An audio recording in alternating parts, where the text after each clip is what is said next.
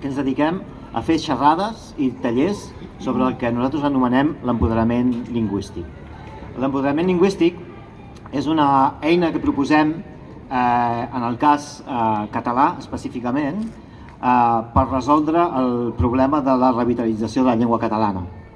Gairebé el 95% de la població que entén el català, 8 de cada 10, com a mínim, segurament més, canvien el castellà a la primera de canvi amb tothom amb qui interactuen.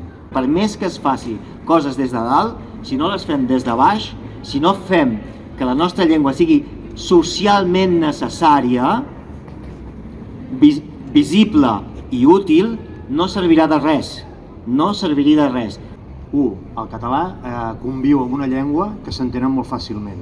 El castellà, òbviament, una persona que vingui aquí parlant castellà, doncs li diem bon dia i al cap de 2 dies ja haurà entès que bon dia és buenos días. Cotxe a cotxe, casa a casa, i això, d'alguna manera, ens va a favor que el català el puguem mantenir, perquè la gent que ve més a prop, o almenys a Espanya que està al costat, són llengües que s'assemblen. L'energia que necessitem posar-la, que sigui per altres coses, i que aquest sigui un tema, com deia el David, d'alegre. Jo parlo català com respiro i el mal de cap i les males cares les tinc per altres coses.